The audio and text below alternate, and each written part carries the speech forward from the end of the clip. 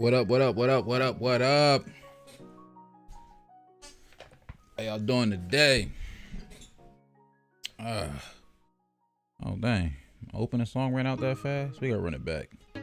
It's my favorite song in this whole playlist because it's the one I listen to the most.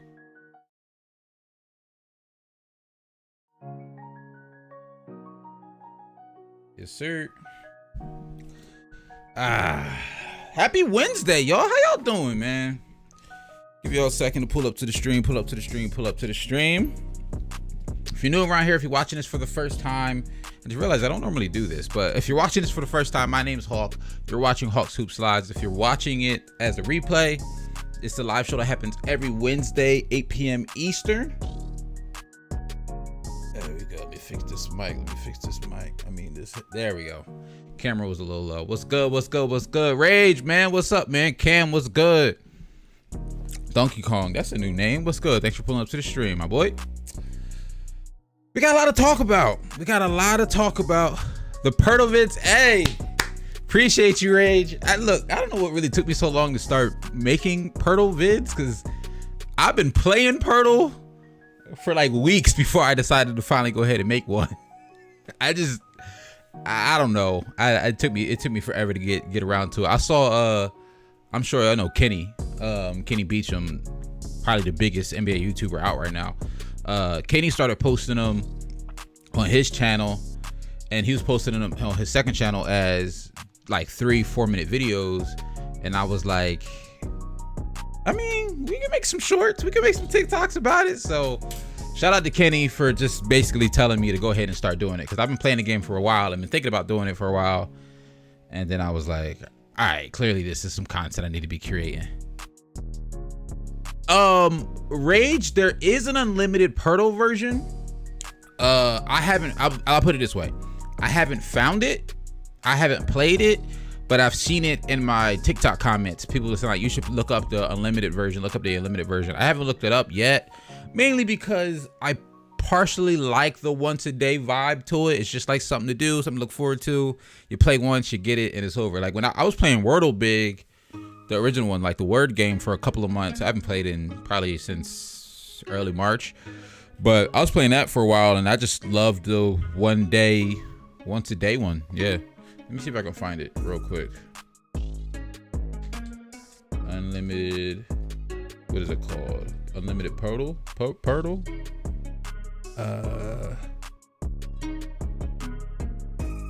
Yeah, let me see. I'm about to pull it up for you right now. Hold on. All right, I might be capping. I thought I had it, but apparently I'm not finding it. I thought I seen one. I ain't find it. I just tried to do a quick Google. I ain't find it. Cam, I don't want to do this to you, Cam. We got to talk about it a little. We got to talk about the Lakers a little bit. I don't plan on spending a ton of time on them. But we got to talk about them a little bit, just because I got to get my thoughts out. It's not a whole bunch of bad things. It's not going to be bashing the Lakers and stuff like that. Y'all know that's not my type of vibe. LeBron is on his way to Cancun. That is facts. 1 to 3 Cancun. But we at least got to talk about what happened. Like we got to talk about it a little bit. But I want to kick it off talking about the playoffs. Just some quick predictions going in. Maybe not necessarily predictions, but just looking at the playoff picture. The NBA season is literally over in 4 days, y'all. April 10th. As crazy as it sounds, the regular season is coming to an end. It's crazy, one, for a couple of things. One is I'm proud of myself being able to host this show throughout most of the season. We started it a little late. I think we started in November and we missed 3 episodes total, but this is episode 20. Y'all don't know old Hawk when I was first starting to make content. Ain't no way I was getting 20 episodes in previous iterations of my content. But playoffs are around the corner.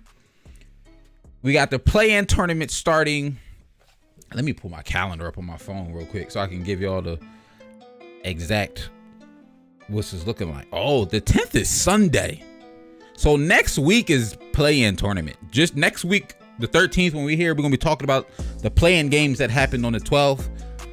And looking at the play-in games that's going to be happening on the 13th to 14th. And then the 16th is playoffs. So it's really, really exciting time in the NBA. And it's crazy because I'm really liking. I don't want to jump too far ahead, but I'm liking how important these last couple of games have been compared to seasons of the past, especially when I was growing up, because of the play-in tournament. And since we're talking about playoffs, I want to pull this up real quick because I want to start the show talking about playoffs and just looking at some standings, looking at what it's going to look like. I'm actually going to pull it up. Y'all know me. Normally, I just go to Google and type in NBA standings and go off that. But I'm going to go to NBA.com because I want to look at the play-in stuff. Right. NBA.com has been moving real slow for me lately for some odd reason. Okay. So the main thing to me, right? Rage. Oh, come on. All right, we get it. Stream the MVP Rage for $15. League Pass for $15. If that includes playoffs, low key, that's not a terrible deal. I'm not endorsing the NBA, obviously, but that's not a terrible deal. Make this a little bigger for y'all. How's that look? So a couple things I wanted to talk about. What's SE? Does SE means? Oh, Clinton Southeast. All right. I'm not good when it comes to divisions. Real quick, going back to Porter real quick. I'm learning. I don't know my NBA divisions as well as I should, because in the NBA they don't really matter. Like, divisions don't mean, yeah, you clinch the Southeast, but it doesn't mean anything in terms of NBA playoffs and stuff like that. It's just a nice little title. But when it comes to these Pirtle games, I'm like, okay, so who's in Northeast? Who's in Northwest? Who's in Southeast, Atlantic, Pacific? I'd be struggling sometimes. But Rage just said, was it Rage that said that just now? Yeah, Miami gonna be the first seed. I'm really excited to see Miami as a 1 seed. I think they have something to prove. I think they have a chip on their shoulder. These are just really interesting because honestly, these last couple of games, there's literally only like 3-4 games left for a lot of these teams. Miami's probably be solidified unless Boston goes crazy or Milwaukee goes crazy. Well, honestly, I guess any of these teams, unless these teams go on like some crazy win streak and Miami falls into some slump, I don't see anybody taking the 1 seed for Miami. I just don't. But I'm very curious to see where this 2, 3, 4 goes. Maybe even Toronto a little bit, but I don't see them pushing themselves in this 2 through 4 spot. Because what's so interesting about it is that it really depends on where Brooklyn falls. Because right now Brooklyn's the 7-8 seed, and if they stay the 8 seed in the play, and if they win, they're now the 7 seed. So that 2-3 spot's gonna be very interesting because, and to an extent, it's nothing you can really do. Like, it's fun for the fans, it's fun for us to talk about, but I really don't think that in these NBA locker rooms, these coaches are telling these players, okay, we can win this game, we have to lose this game because we don't want to be the 2nd seed. I don't think that's how these players and these coaches and these teams are going into it. But as a fan, I'm really curious to see who matches up with Brooklyn first. I really am curious because I think the Eastern Conference is really going to come down to matchups for some of these teams. Just NBA playoffs in general, to me, come down to matchups more than some other sports because it's a series like this. And if you have a favorable matchup, you can exploit it and you have something that's in your favor for 3-4 games in a row. If I'm Brooklyn, I don't care who I play. We got Kevin Durant. We already know we're the underdog. We don't care who we play. We just want to make the playoffs, and we'll figure it out when we get there. That's the mentality Kevin Durant has going into it. If I'm some of these other teams I think that would match up with the Nets, well, the only team I'm worried about would be the Boston Celtics and the Sixers matching up with the Nets. I don't necessarily think they have the personnel to play good defense against Kevin Durant. I think the Bucks, obviously, and players like Giannis, Middleton, Drew, great defensive team. Miami, another great defensive team. I think those two teams, they're going to respect the Nets, but I don't think they're worried about the Nets. The Celtics, although they've been one of the best defensive teams in the calendar year of 2020, basically since January, with Robert Williams being out, we're not 100% sure exactly when he's going to come back. I'm hearing reports of saying like 2nd round. I don't think if I'm Boston, I want to see Kevin Durant 1st round, because as great as a defender as Jason Tatum's proving to be, and I wouldn't be surprised if he gets some love for a potential all defensive 2nd team this year. Like, he's playing really good defense. I don't think he'll be on the team, but I can see him getting some love for it if we like looked at the voting and looked at where media players put people when it's over with. We might do a little bit of that because that's the type of stuff I'm interested in. I wouldn't be surprised if he gets some votes for defensive teams. And the Sixers, no, we don't. The Sixers, we don't have a bona fide. I love Matisse, I really, really do. But the height difference and the size difference between Matisse and KD, while I can see them putting Matisse on KD a lot, I just don't. I don't like that matchup because Matisse also has to guard Kyrie. I really, really don't like that matchup. You're gonna look up. We're gonna have Tobias Harris on him. I don't like it. Cam says, man, now I hope the 76ers win the league. I don't want no West team or the Nets. I guess the Lakers are still my dark horse. I feel you, man. Hey, man, the Sixers, as a Sixers fan, we'll take all the Sixers love we can get. So that's my thoughts on the Eastern Conference. And it sucks to say, but teams like Chicago, Toronto, Cleveland, while I'm sure they'll be entertaining first round matchups, I'm not worried about them. Like let's be real, I'm really not. The story of Chicago and Cleveland to me sucked the most because of how high they were earlier in the season. The Cavaliers got hit with a lot of injuries. The Bulls did too, to an extent, but I think the Bulls' biggest issue was they got to do some retooling and figure out how to win against some of the best teams, because we talked about the stat, I don't think last week, but the week before, that they were 0-8 or 0-16 against top 3 teams in both conferences. They don't win against elite teams, which you could put some of their early season success on season schedule. They might have had an easier schedule and they were able to beat up on a lot of bad teams, which isn't a bad thing. That's a sign that you're in the right direction if you're able to beat bad teams. And Toronto, I'm loving what I'm seeing out of Toronto. This is turning into me talking about all these teams real quick. That's not what I plan on doing, but we're here now.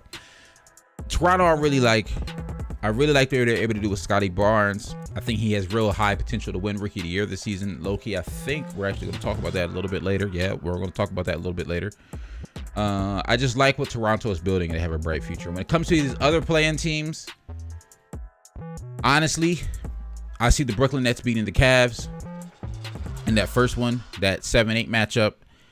This one is going to be really interesting. I think this is going to be a really entertaining game to watch. The Atlanta Hawks versus the Charlotte Hornets in that 9-10 play-in spot. Because I think they're both very, very similar teams. Both teams that don't play amazing defense. I would say the Hawks probably play a little bit better defense than the Hornets. Just because they have Clint Capella on their team. He's a better paint defender than the Hornets have. But I think that's going to be a really, really interesting game, and it should be really entertaining and fun to watch. I would say the Cavaliers should be coming. It should be the Cavaliers and the Nets, though, coming out of the play-in, and who's officially the 7 and 8 seed. It should be the Cavaliers and the Nets. But I can see the Hawks or the Hornets surprising the Cavaliers. I don't see them surprising the Nets at all, but they could potentially surprise and upset the Cavaliers. Cam says, are we going to talk about the awards for all NBA, all defensive teams this week or next week? So that's a great question, Cam. We're actually going to split it up. So this week I'm going to give, towards the later in the show, we're going to do Rookie of the Year, Coach of the Year.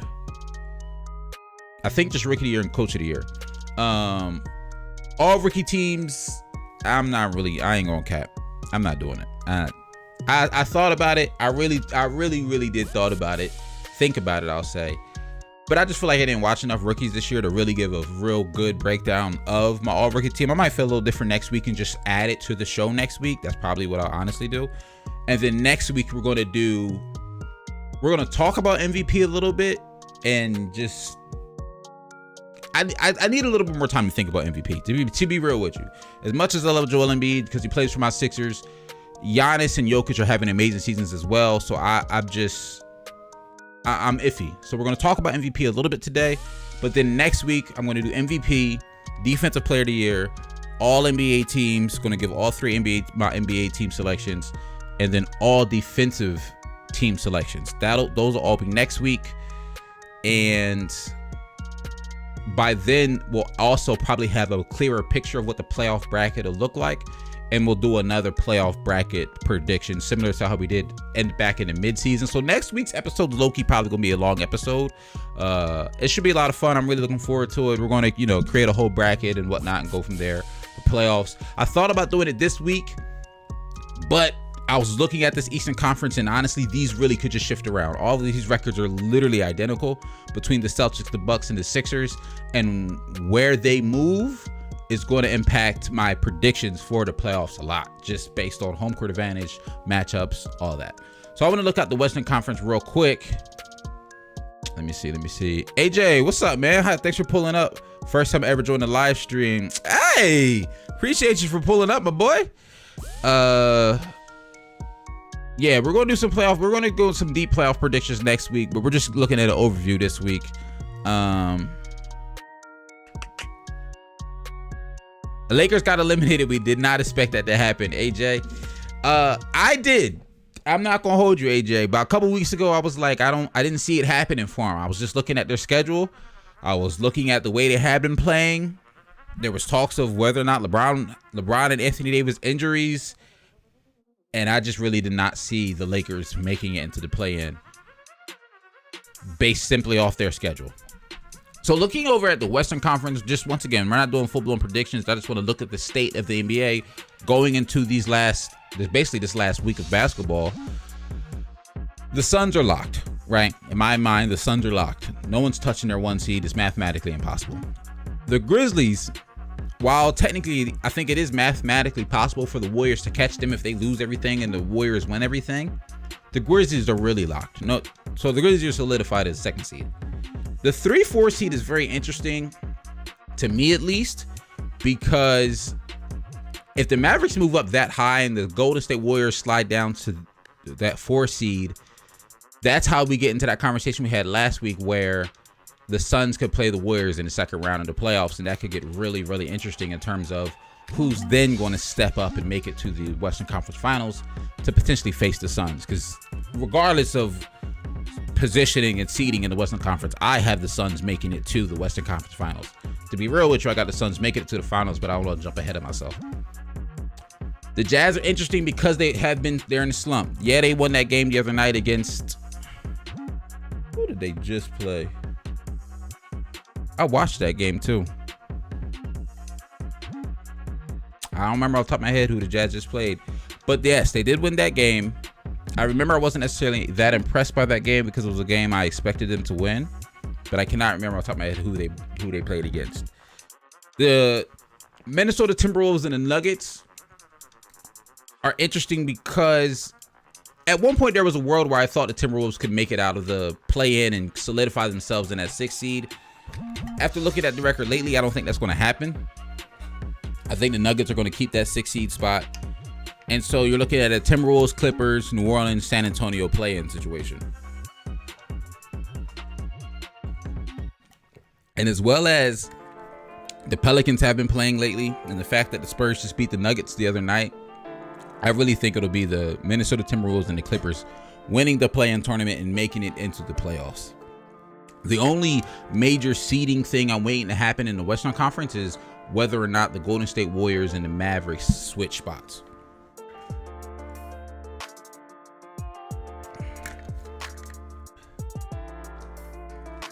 At one point, I thought the Lakers could be the 5th seed. I mean, yeah, at one point for sure.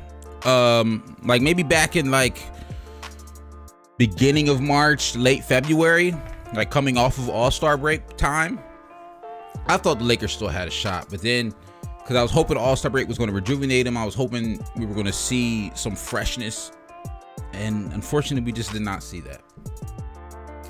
I forgot to. We haven't had a call in a couple weeks. That's all right. But I just want to let y'all know the phone lines are open. 609-365-0382. 609-365-0382. I'm actually going to officially open them right now. All right. Phone lines are officially open. There we go. So feel free at any point to call into the show, join the conversation. Y'all know the vibe.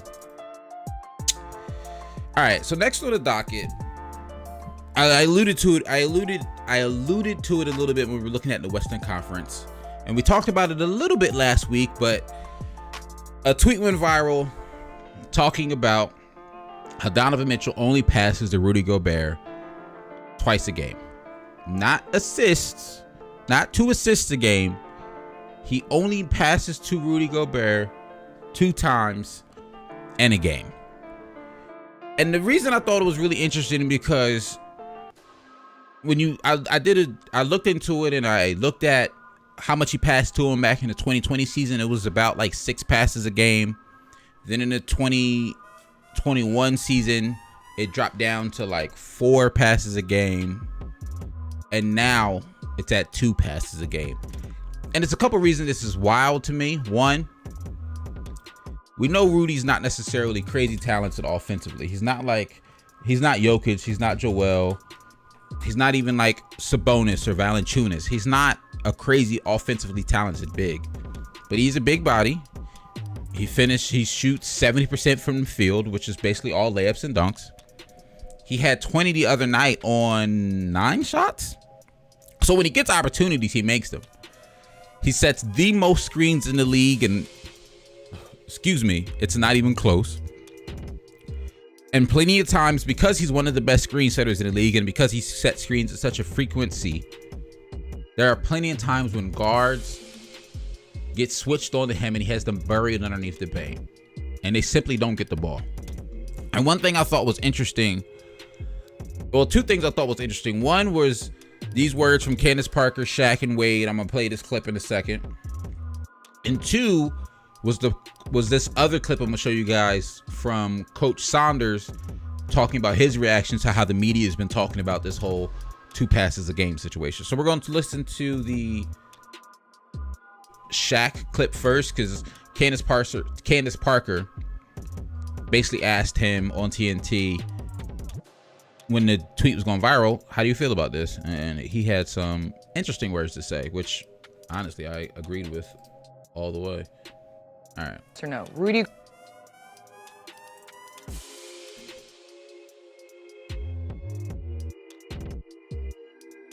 Let me turn this music down real quick so I can so y'all can hear what I hear. Go on. Shaq, I have a quick question, just real quick. Yes or no? Rudy Gobert should get more than 7 shots. Oh, of course. All day. He should get. You agree? I agree. How do we get those shots in today's game? He should get 6 shots and 6 Why does it have to be drop-offs. today's I'm just game? That's asking. what I'm asking. When He he should get rolls 6 down calls. the lane, He should get 6 calls and 6 drop-offs. That's 12 shots. but when he rolls down the lane and a little switches on him, why are we why are you shooting a 3? Like, I would get tired of playing defense. If you roll down the lane, you know you're not gonna get the ball. D-Wade, how long you gonna run up and down the court and play defense? Oh, and he still does it. 16 rebounds. 2 shots. Like, I ain't running. 2 shots for Gobert in the second half. I don't get it. Now 2 you shots in the understand second why I half. ain't showing the screen. Shaq, you running down the court if you touching it. So one thing I thought was interesting, the main thing, and I agree with what Candace Parker was saying, Rudy Gobert is there to play defense, right? We all know this. Rudy Gobert, in my opinion, I've said this before and I'll probably say it and I'll say it again. He's one of the best paint defenders in NBA history. He's like just straight up. When you look at his numbers, when you watch him play, there's definitely some sort of disconnect because we've heard players like Anthony Edwards and Patrick Beverley say they're not afraid of attacking him at the rim. But when you look at his numbers and you look at the amount of field goals he defends at the rim and the percentage on those field goals that offensive players make, he's one of the best defenders at the rim and the painted area, period. And Shaq said this before. He didn't say it in that clip, but he said it before, and I agree. I've heard other coaches say this. You got to feed your bigs. Like when you reward the big for, you've heard it before, reward the big for running the floor. Reward the big for playing defense. If he has an easy layup, easy dunk, just feed him. Because you want to keep your big happy because you want your big to rebound. You want your big to block shots. You want your big to play defense. So honestly, if anything, is after seeing this for myself, and I've seen it a lot this season, of instances where Rudy has guards just buried underneath the court, underneath the basket, and he doesn't get the ball. To me, it's more impressive that Rudy Gobert continues to play defense for his team at the level he does. It continues to rebound at the level he does. And part of it might be because he knows that's his job and he's being a professional. But after a while, it's like, all right, if I'm not getting the ball, like what are we really doing here? If I'm not getting the ball, what are we doing here? And then media asked, Coach Quinn Snyder about his thoughts about the whole situation, specifically about the 2 passes stat at this point. And this is what he had to say. For context, the Shaq clip was after they blew that lead to the Clippers and Paul George's first game back, just for some extra context. still shot picture and say, well, there it is. There's proof. You know, like. This is what Quinn Snyder had to say about it.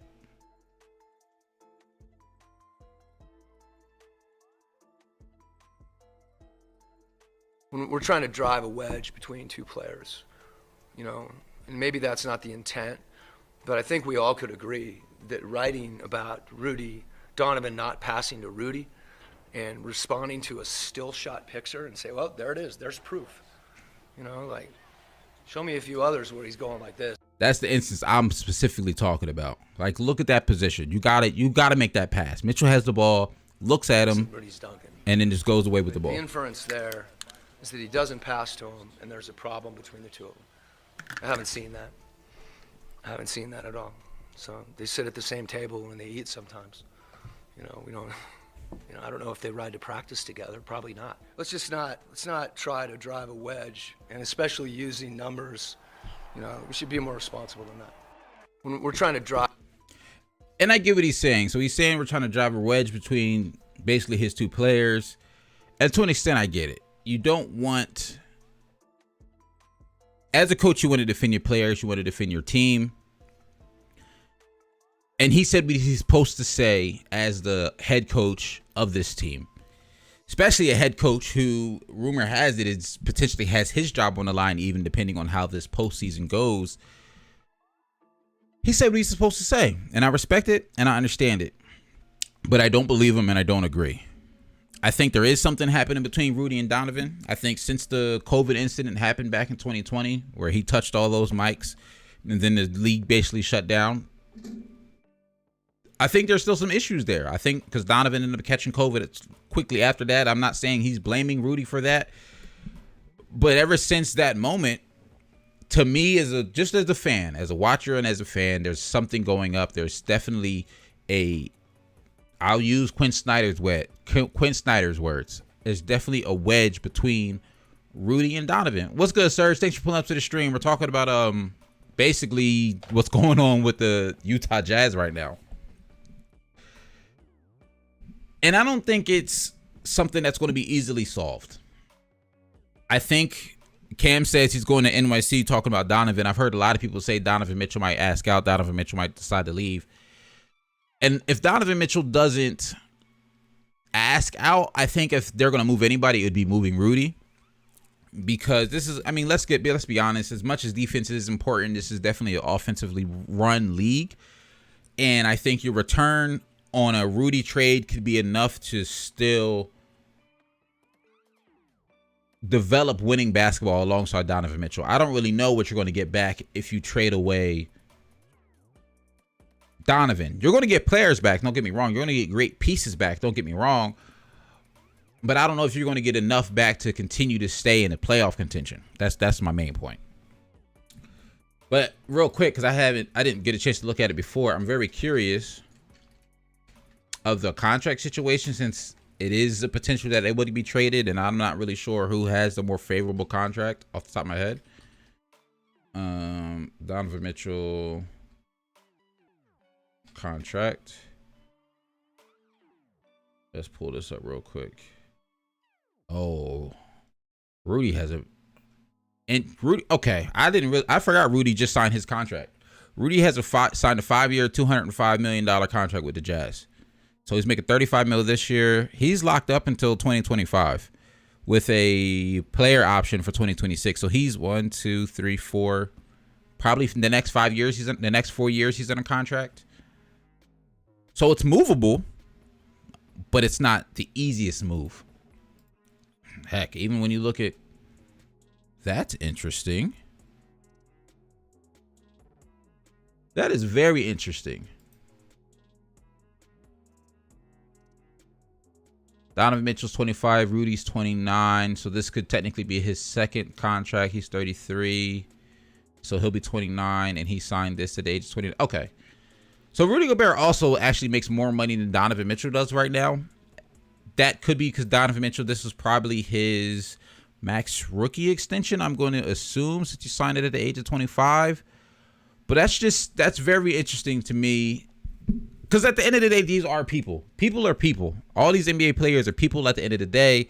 So there could be some animosity. Donovan Mitchell in the back of his mind could be like, why does this man make this much more money than me? 28 mil to 35 mil.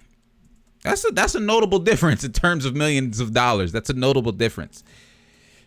And if you're looking at the back end of their contract, he'll be making 34 and he'll be making 43. That's almost 10 million more dollars. That's 9 million more dollars almost. I'm not saying that's the reason Donovan's not passing Rudy the ball. I'm not saying that's the reason Donovan has an apparent beef with Rudy Gobert.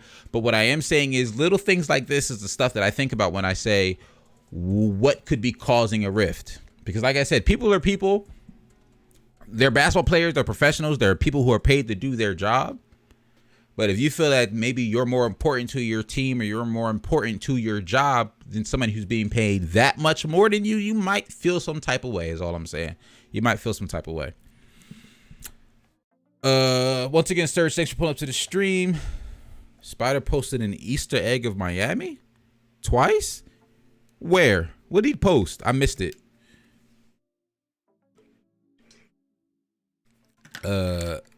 Thoughts on Rudy to Dallas rumors? I think the fit is great, but after looking at the contracts, I don't think a Rudy trade or a Donovan trade is going to be easy. If that makes sense. I don't think they're going to be easy to do because the money has to match. So whatever you trade for Rudy, the Mavericks are going to be giving up a couple of pieces for that. Whatever you would have traded to Donovan, especially when people are talking about some of the Donovan to New York, I don't see that trade happening straight up at all. That's going to have to be a very interesting and intricate trade. Because if the Jazz go for moving Rudy or moving Donovan, depending on what they get back for, especially in the New York situation, there's going to be a lot of young pieces. Just to make the trade work money wise, that screams to me rebuild. I don't know if that's necessarily the direction that the Jazz are willing to go in, considering they already have Donovan Mitchell, who's a young star in the league. Donovan Mitchell's only 25 years old. Rudy Gobert really is only 29. He's technically in his prime. So I don't know. It's definitely interesting to talk about. And yeah, Wade is definitely going to be campaigning to get Donovan to go to Miami, Rage.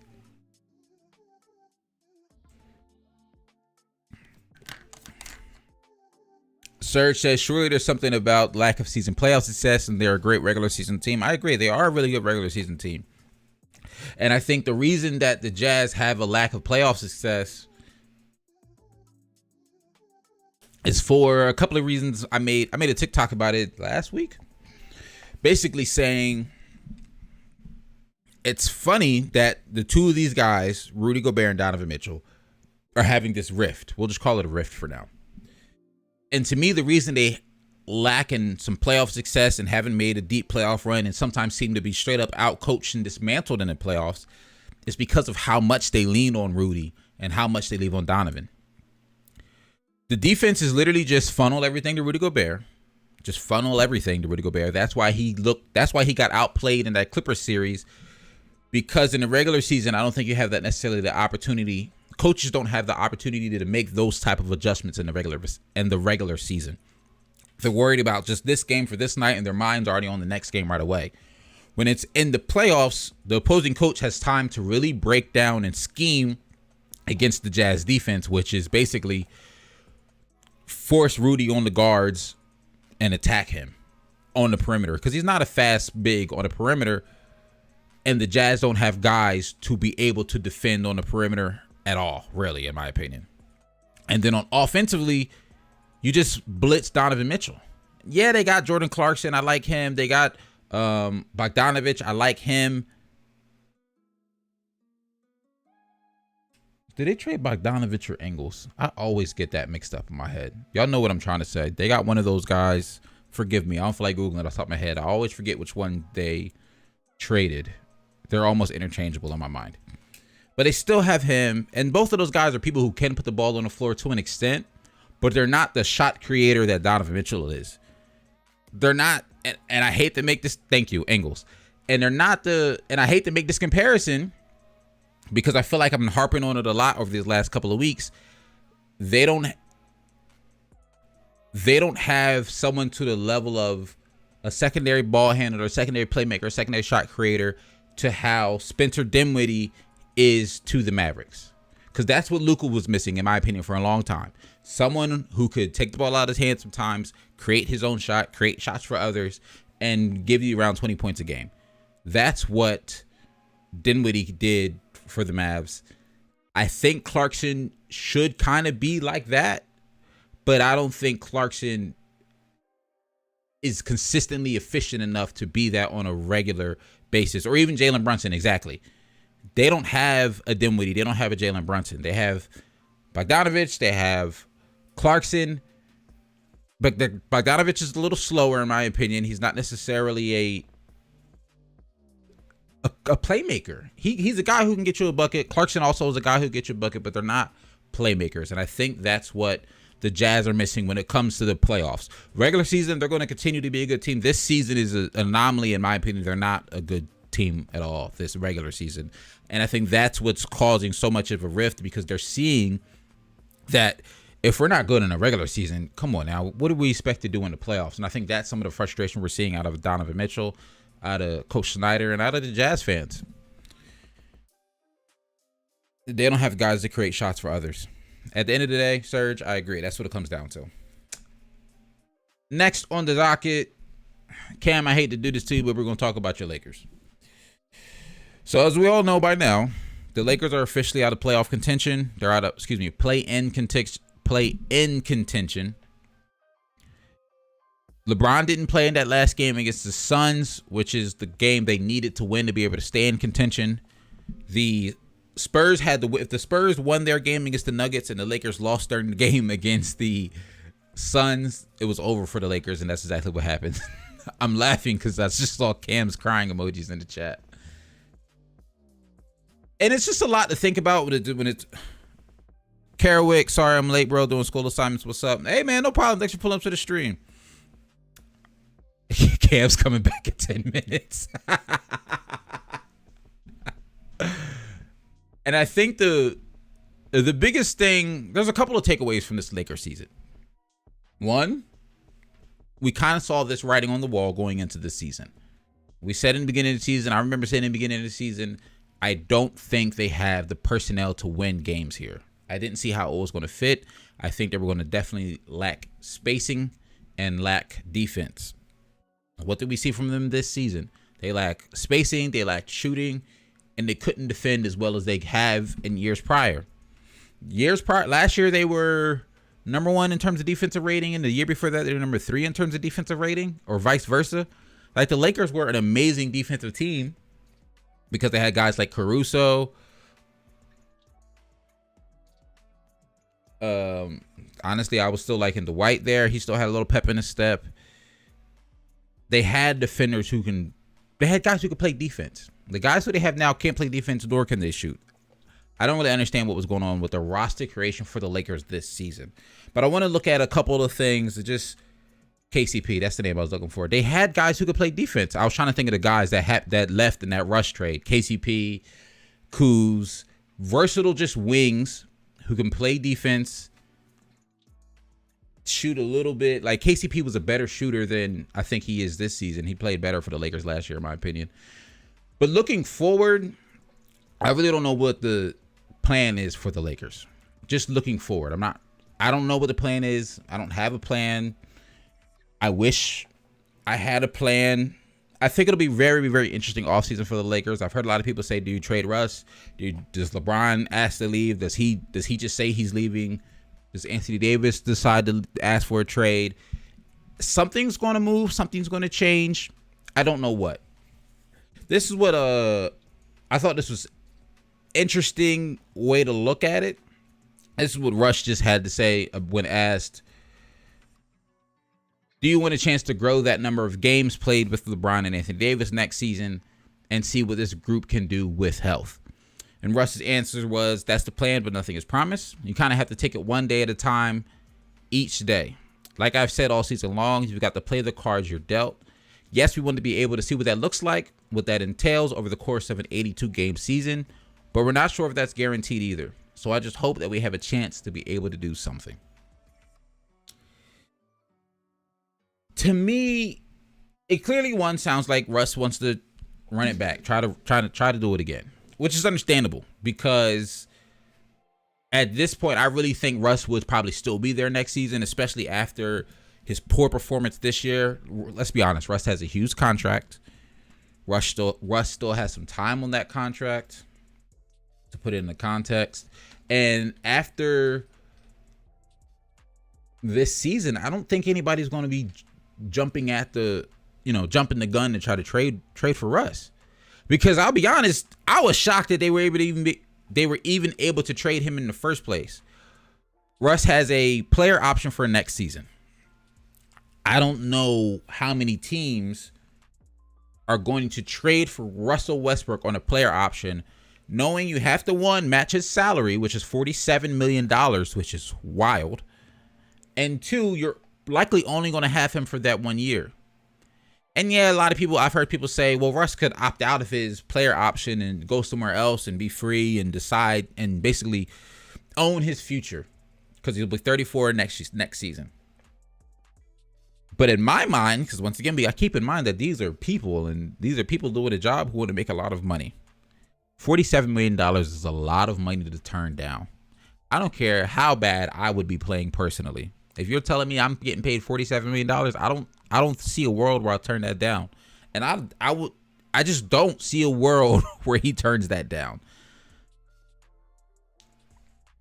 And because of that, I don't see a world where he gets traded. Because if he turns it down, that $47 million is probably going to turn into like $20 million. I don't know how you just give up $27 million for free. Cam says the only guards that played defense were Avery Bradley and Austin Reeves this season. I agree. I think LeBron leaving as a free agent in 2023 and Russ gets traded this summer. The LeBron free agent thing, leaving in free agency, I can definitely see happening. Where he goes, I have no idea. I don't think anybody has a clue on where he might go or decide to go. That really would depend on the state of the NBA at the time and what teams are looking like. Serge says D'Lo, Lonzo, Ingram, Random, Kuzma, Caruso, Hart, Clarkson. They gave up on all of them. That's true. And I wanted to talk about that too. And I'm not even like saying this because you said this, Serge. So please don't take this the wrong way. But I've seen a lot of people, mention those names, mention the guys that, mainly young guys who were Lakers, who have now grown to be great players. Ingram's a fringe all-star type player. Randall was MIP last season. Caruso's an amazing defender. Lonzo's one of the better point guards in the league, in my opinion, especially in terms of two-way ability and shooting. D'Lo's I think it took D'Lo a little while to prove what he could be in terms of contributing to winning basketball, but I'm loving this version of D'Angelo Russell that we're getting on the Timberwolves this season. And while, yes, that is a lot of really good, really young talent that the Lakers had to give up. Sir, Cam, you took the words out of my mouth. I think it's worth it. I think it was worth it. I think, and I've said it before, when you have generational talented players on your team, when LeBron James joins your team, when Kevin Durant joins your team, when Kawhi Leonard joins your team, when those caliber of players, when Steph Curry joins your team, I mean, he didn't join there, but he was there. When those caliber of players are on your team, or join your team, I should say, you're instantly in win now mode. So you're willing to say, okay, we're willing to gamble our future on winning a championship this year or winning a championship next year. That's what teams do.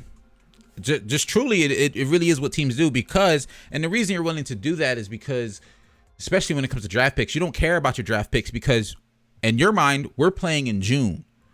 So our draft pick is going to be 29 or 30 regardless, because we expect to be in the finals. That's the mindset you have to have as a front office when you have these type of talented players that join your team. I mean, look at the Clippers. The Clippers were able to have been able to build a competent roster, and we praise them for their depth. But it's not like they have a bunch of draft picks. It's not like they have a bunch of crazy young talent. They just have guys who know how to hoop, who know how to play ball. The Raptors lucked out. They traded for Kawhi. They won that season. They just happened to luck out that they already had their young guys on that team. OG was already there. Siakam was already there. Van Vliet was already there, and so Kawhi was able to just plug in, leave, and those young guys are now growing and turning into stars of the league, especially Siakam. Oh my gosh. So I'm not mad at it, at the Lakers wanting to trade away all those young guys for Anthony Davis, for Westbrook. Well, let me rephrase. The Westbrook part I am mad at. That trade made no sense to me. But when it comes to Lonzo, Ingram, those players that trade that gave away for Anthony Davis, they got a chip. And like Cam said, I agree. I don't think those young guys would have developed well under LeBron James. I just don't, because I think LeBron was in win now mode and not in,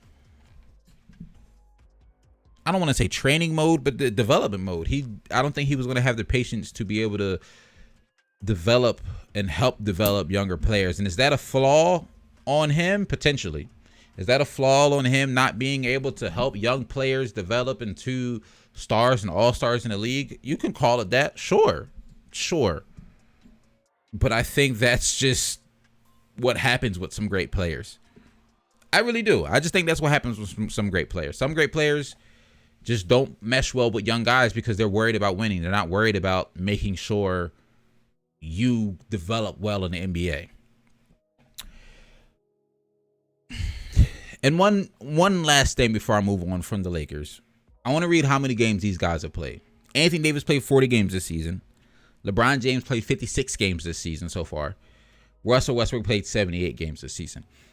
Honestly, I don't think we're going to see them play again by the time the season's over. Like I said, the season is over on Sunday. In 4 days, they've already been ruled out for tomorrow's. They're questionable for tomorrow's game. Russ his shoulder, Anthony Davis something else, and LeBron his ankle. But one thing I thought that was interesting, Low, Legend of Winning. I watched a lot of his content. Another NBA content creator. He did a nice little breakdown of the winning percentages for the big three this year. And this is just to the conversation of, well, they were injured. Well, they didn't get a chance to play together. No, they didn't get a chance to play together. Yes, they were injured. But I don't want to say it, but I will die on the hill of, even healthy, I don't know how good this Lakers team would have been because the fit just wasn't there for me. The fit, and in a hypothetical world, I could be proven wrong, and if they were healthy, they could have been absolutely amazing. But to me, it just wasn't there. Westbrook, LeBron, and Anthony Davis, they had a 52% win percentage in 21 games they played together. They were 11-10. 25-30 when Westbrook, LeBron, 17-22 with Davis. And he said they were like 10-11 or 11-11 with just LeBron and Davis on the court. And then even looking at this tweet. Even looking at the games they won. So these are the games they won when they played together. The Grizzlies, that's an impressive win. But the Cavs, being real, they should have beat them. The Rockets again. The Pistons again. The Celtics without Jaylen Brown. The Mavericks without Doncic. The Nets without Kyrie or KD. The Knicks and the Jazz. When AD went back for the first time in February, they looked so different and then right back to injury. And I think that's a big piece. The fact that Anthony Davis only played, what did I say, 20? The fact that Anthony Davis only played 40 games it says a lot. Because I do think, although Anthony Davis started off the season very rough with his shooting touch and shooting a lot of jumpers and shooting a lot of mids and threes and the shots weren't falling. When he came back in February, Cam, I agree. He got back into the paint. He was looking dominant. I remember he had a great game against my Sixers against Embiid. He dropped like 30-something on us. And he started to look dominant again, and then he had another really, really unfortunate injury. And I think the Lakers are just going to go down as a big what if. I don't know what the next season looks like for them. I don't know what the offseason looks like for them. I'm sure we'll be talking about it all summer. I'm curious to see what's going to happen with them. But I don't want to belabor the point. All right. So that's my thoughts on like current state of the NBA stuff. Now we're going to get into a couple of awards before we head up out of here. Like I said, next week we're going to do MVP for real, Defensive Player of the Year. What else? All NBA teams, all defensive teams. and probably rookie teams. We'll just throw them in there. But today I'm definitely gonna talk about the first thing I want to talk about today is my rookie of the year. Then we're gonna do coach of the year, and I'm gonna just share my thoughts right now on MVP because I'm still a little not confused but torn on my pick. To start out, I just want to look at the NBA rookie ladder, just to give some shout out and show some love. I thought this would have been an easier way than me trying to put it all together myself, to be honest with you, because NBA already did the work for me. All right. So looking at an NBA rookie ladder right now, and this is as of, this morning, April 6th at 11:30 this morning. So this is the latest NBA rookie ladder. Right now, they got Evan Mobley leading the charge. These rookies, let me just say to start out, this year's rookie class, going into this season, I'll be honest, I've said this before, I don't watch a lot of college ball. So I'm not always 100% in tune with who are the rookies to watch coming into the season.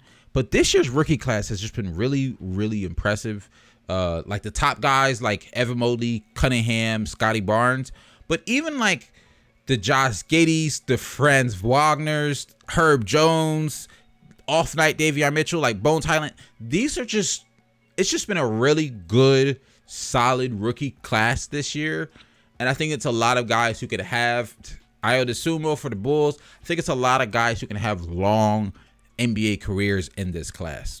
Like, I think we'll be seeing these guys for 10 plus years at least. I think these are 10 plus year career guys. So I would, in my opinion, the top three are Mobley, Cunningham, and Scotty. Honorable mention and some love to Jalen Green. I think he's been playing a lot better as of late. I think he's been playing great all season, but he went on that stretch with they got it right here, the 4 consecutive 30-point games. He's the first person to do that since AI. MJ did it before AI.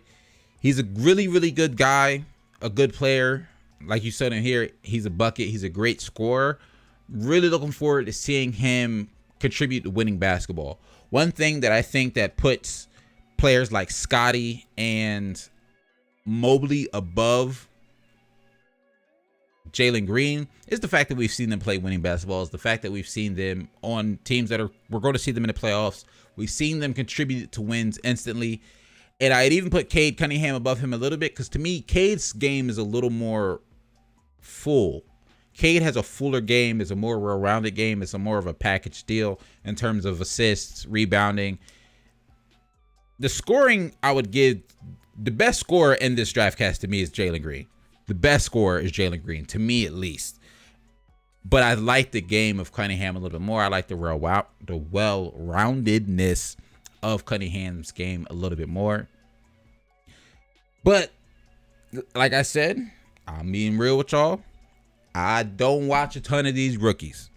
But out of the games I have seen, when I tune into a Cavs game, when I tune into a Raptors game, Mobley and Scotty are the two rookies that I've definitely seen the most of, simply because I like watching those teams, and I was really intrigued with the development of both of those young teams as they were fighting and staying in playoff contention throughout the season.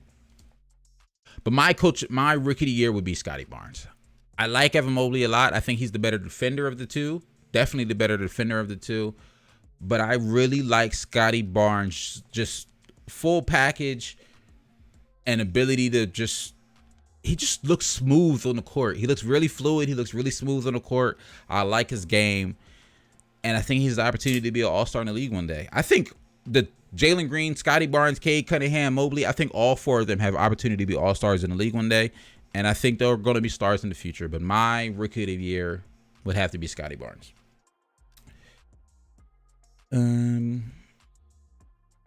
But Cam, I agree. It's a very, very tight race. The most interesting part when it comes to tight races and like rookie of the year is tight. MVP is obviously a close race. Sixth man of the year, I'll just say that right now. I don't even feel like we need to discuss it. It's Tyler Hero. Like, I'm curious to see what the voting is on all of these awards. That's one of the things I like the most about the NBA is the fact that they released the voting. Because I like to see what the media members were thinking, and I like to see who got how many votes, stuff like that. It's just the basketball NBA nerd in me. But Tyler Hero, 6th man of the year. He just is. If anybody else wins it, I'd be shocked. All right. Welcome back, Rage. Next, real quick, I want to talk about Coach of the Year. I just realized I don't got no music. There we go. Tyrone Hero.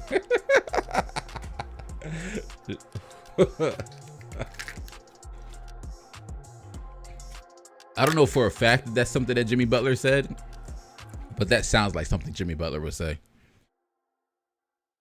Next up, I want to talk about Coach of the Year real quick. And to me, personally, I think it comes down to 3 finalist candidates. But I want to give an honorable mention to Celtics head coach Ime Udoka. The Celtics started out really, really rough this season. Like, really, really, really rough this season. And the fact that they've been able to look so good in the second half of the season, the adjustments they've made, him leaning more on Time Lord Robert Williams, I'm very, very impressed. Because I'll be honest, I was wrong on him. I said in the beginning of the season, because I wasn't understanding what was going wrong with the Celtics. I said in the beginning of the season, I was like, all right, now y'all got this new head coach and y'all look trash. Like, I don't really know what's going on here. And I was putting some of the blame on him. I will admit, I was putting some of the blame on him. But I think they figured it out a lot. I owe him an apology. He's an amazing coach, and I think he's going to have a bright future as a coach in the league. Rage his Grizzlies coach, Sun coach, Heat coach, Clippers coach in contention. Ty Lue, I'd put him in honorable mention. I think what he's been able to do with the fact that he hasn't had Paul George for most of the season. What the Paul George play, like 28 games. He went down early in the season. And he hasn't had Kawhi all year, and the fact that they've been a solid team all year is impressive. He would get an honorable mention from me. My finalist would be Suns head coach Monty Williams, Heat head coach Eric Spoelstra, and Grizzlies head coach Taylor Jenkins. Memphis, to me, has been such a surprise. The fact that they still are able to win games even when Ja Morant doesn't play. I want to say the record right now is like 16-2 when Ja doesn't play this season. That is very impressive. That one has to do with great personnel in our teams, and 2 has to do with good coaching. The fact that he's able to make those adjustments, get his other guys involved, and still be able to win those games when you're missing your best player is very, very impressive. The case for Eric Spoelstra is also very, very similar. The Heat had so many injuries. Jimmy was out for a time. PJ Tucker was out for a time. Bam missed all of November and most of December. And the fact that the Heat are still the number 1 seed is extremely, extremely impressive. And then we look at the Suns, the number 1 team in the league, number 1 record in the league by far. No one's even close. They now have the most wins in franchise history. They have the best record in franchise history, and honestly, they're still building on that because there's a couple more games to play. They're currently 63-16. My pick is Monty Williams. My coach of the year is Monty Williams. I'm loving what those other coaches have been done for their team and what they've been able to do in terms of winning in non-ideal circumstances. But to me, head to toe, the Suns have a complete system. The Suns are a complete team. To me, the Suns are the most scary team in the NBA, and they're my pick to win the finals. You heard it here first. I've said it before. They're my pick to win the finals. I think some of the adjustments they made from last season and falling short against the Bucks, I think they cleaned up a couple of things. Monty Williams is my head coach. Rage says Monty ain't bounded like Spo, though. Spo's a great coach. I like Spo a lot. And earlier in the season, he was my coach of the year, especially with all the injuries that the Heat had. And the other reason I think, one, he's my pick. Monty Williams is my actual pick. But the second part of that is I think he'll actually win it because he didn't win it last year and he should have. They gave it to Tom Thibodeau last year because the Knicks were such a surprise, because they looked so good. Their defense was so good. Randall was most improved player last season.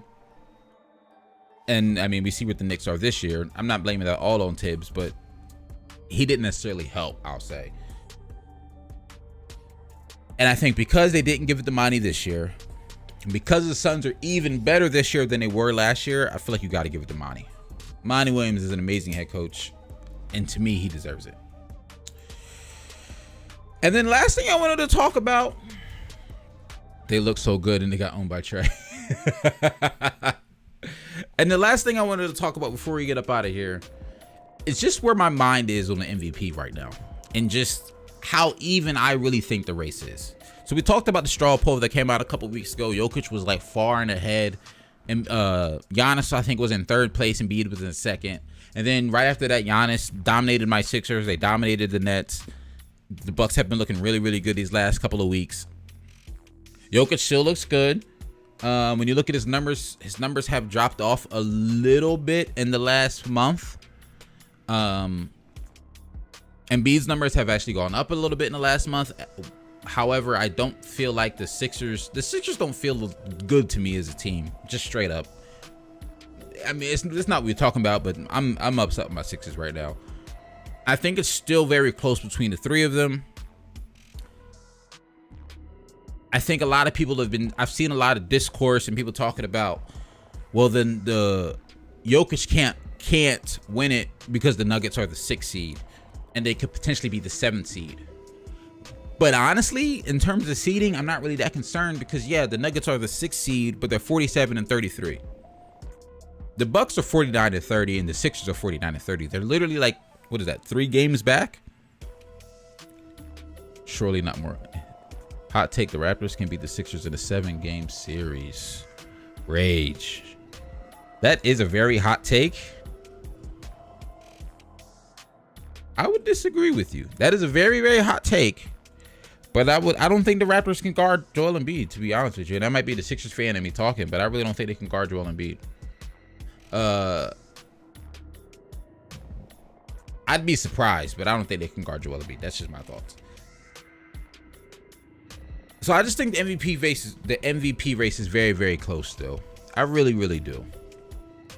And I don't know where I'm gonna go. I think I have an idea who I'm leaning. Just to be honest with you, right now, if you asked me, I'm leaning towards Giannis. As much as I love Joel, as crazy as the season that Jokic is having, I'm leaning towards Giannis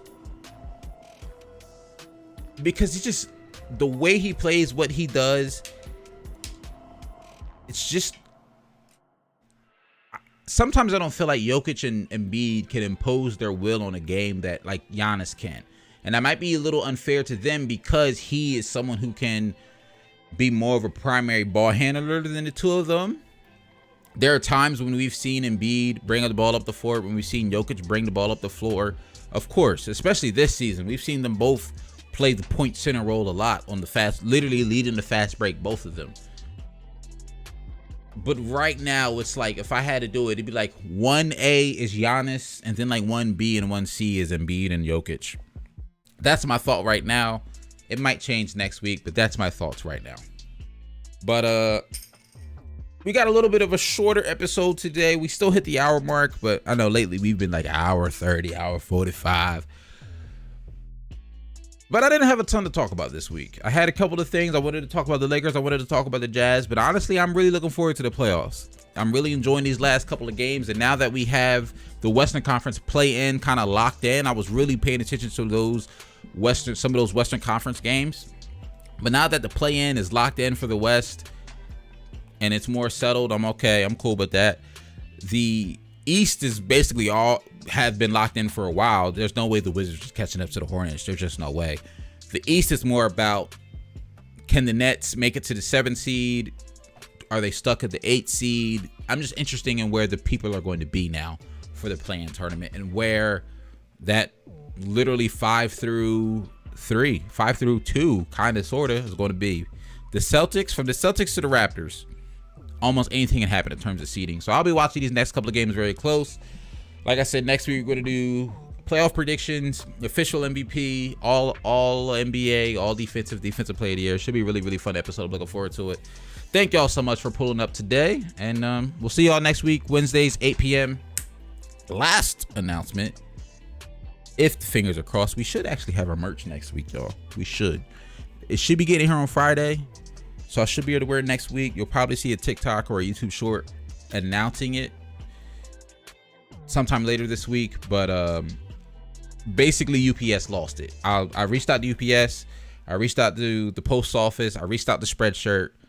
Everybody's like, UPS basically lost it. And I reached out to UPS, and they're like, we don't know where it's at all either.